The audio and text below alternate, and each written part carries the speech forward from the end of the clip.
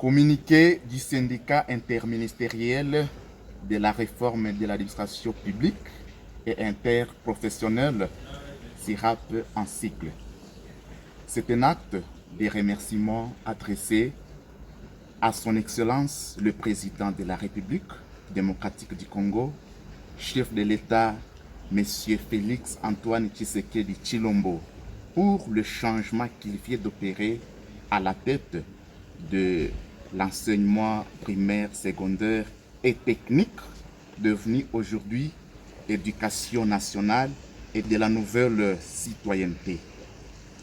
Dans notre sous-secteur, le père de la nation est porteur d'un bon projet dont la façade est louable par la majorité de la population congolaise. La façade dont il est question ici, c'est le concept gratuité d'enseignement. Et comme conséquence, nous remarquons que la belle façade cache la pourriture. Ici, cette pourriture est visible lorsque nous voyons un petit Congolais finir le cycle primaire sans maîtriser des notions fondamentales, notamment lire, écrire et calculer.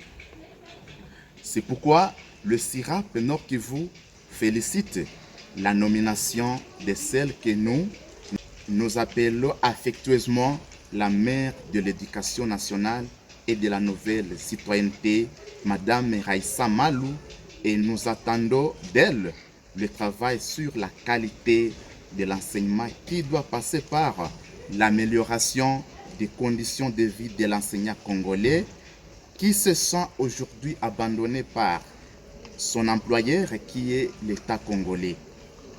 Nous vous souhaitons bonne chance et que Dieu vous comble de la sagesse, Madame.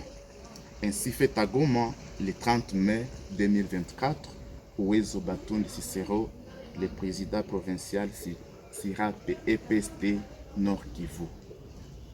Cicéron, nonobstant l'amélioration des conditions des enseignants, avez-vous aussi pensé à ces conditions difficiles dans lesquelles les enfants qui terminent malheureusement sans pour autant écrire, sans pour autant maîtriser l'écriture ni le calcul suite aux mauvaises conditions d'études? Oui, je pense que dans mon communiqué, je l'ai évoqué quelque part lorsque j'ai dit les enfants quittent l'école primaire sans des notions fondamentales, lire, calculer et écrire. Des notions fondamentales, pourquoi? Il y a des pléthores dans des salles de classe. Vous retrouverez une salle de classe avec plus de 100 élèves qui sont occupés par un seul enseignant. Un seul enseignant ne peut pas enseigner, ne peut pas contrôler plus de 100 élèves. La moyenne de la classe est de 30 élèves au Congo. Mais à cause de la gratuité, et par manque de moyens des parents, chaque parent envoie son enfant dans une école publique pour que l'enfant puisse étudier dans la gratuité. Malheureusement, une gratuité qui a commencé sans des mesures d'accompagnement. Quelles sont les mesures d'accompagnement? Il fallait, avant de lancer la gratuité, qu'on construise des locaux pour abriter ces enfants, au moins en moyenne 30 élèves par classe. Tandis qu'ailleurs, il y a des classes même de 12 élèves maximum. Mais nous, si nous pouvons aller à 30 élèves par classe, cela peut permettre l'enseignant à faire bien le suivi de chaque élève.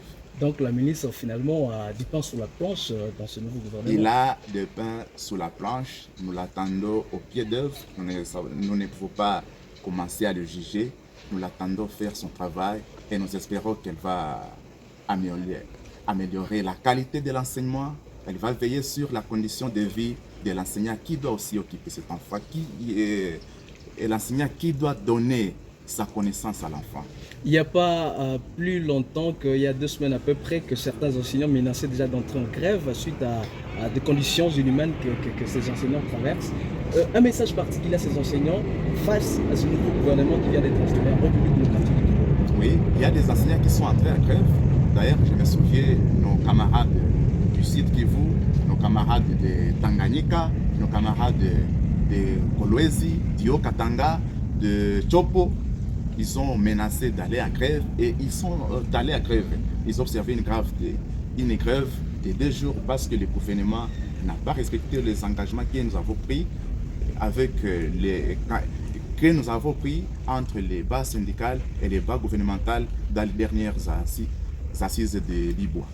Alors, selon vous, qu'est-ce qui bloque exactement la non-effectivité de la gratuité de l'enseignement de base, de l'éducation de base alors en RDC, surtout au gouvernement sortant, selon vous?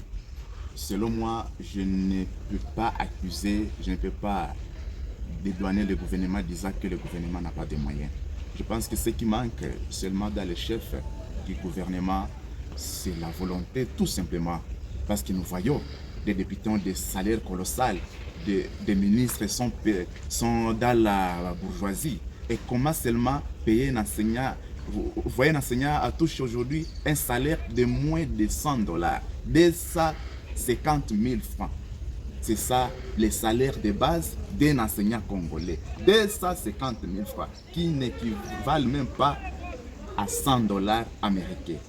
Vous voyez, avec les enfants, l'enseignant des enfants, il a une femme, il a une maison à louer, il doit s'habiller, il doit manger. Avec les salaires là, il ne peut pas couvrir les 2 bouts du mois. C'est pourquoi nous demandons à Madame Raissa Malou de s'y mettre, de bien plaider la cause de l'enseignant, de bien négocier l'enveloppe salariale de l'enseignant congolais.